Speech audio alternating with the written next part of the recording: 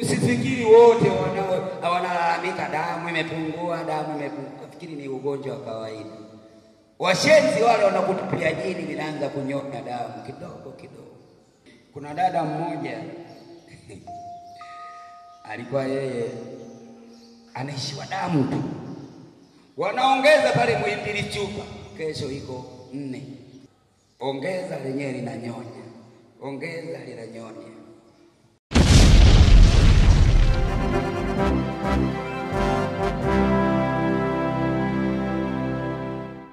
Kuna dada mmoja alikuwa yeye anaishiwa damu tu. Wanaongeza pale Muhimbili chupa, kesho iko 4. 4 wakati natakiwa 13. Nikamwambia, mwambieni nimuombee, akakataa. Mwambieni nimuombee, akakataa. Kumbe amefungwa na shetani, anajua hapa akiombewa tu huyu atapona.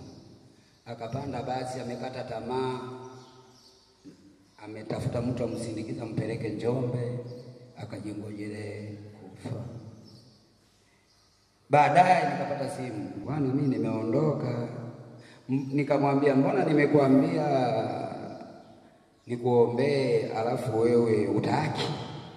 Akasema ya kwamba niliona kama nitakusumbua, maana nimeona hata siponi, naongezewa damu. Mimi wakati huo nimeoneshwa, nimeoneshwa yule dada kuna majini yananyonya damu. Msifikiri wote wanalalamika damu imepungua, Fikiri ni ugonjwa wa kawaida. Washenzi wale wanakutupia jini linaanza kunyonya damu kidogo kidogo. Ongeza lenyewe linanyonya. Ongeza linanyonya. Nikamwombea, nikasema weka simu yako kwenye masikio. Nikamwombea. Amefika Njombe akalala. Asubuhi ananipigia simu, mbona sasa hivi si huko? Miguu ilikuwa imevimba, ni upungufu wa damu, si ndio? Miguu ilikuwa imevimba, imenywea. Nguvu ninazo, naomba niombee tena. Nikamwombea, nikamwambia sasa tufanye mfululizo siku 3. Kwenye simu nikamwombea hadi leo amesahau. Yupo Yesu anayeponya kila kitu. Yupo Yesu anayetulinda kila wakati, kila saa. Hashindwi na lolote. Unaweza ukaniita mtumishi wa Mungu Ibrahim Sanga.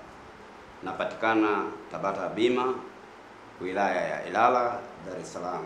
Kama una mtu anapata shida, kwa mfano ana ugonjwa wa kisukari, ukimwi au HIV, kansa na magonjwa mengine au kifafa, mlete, tutamuombea naye atakuwa sawa. Tunayaweza yote katika yeye atutiae nguvu.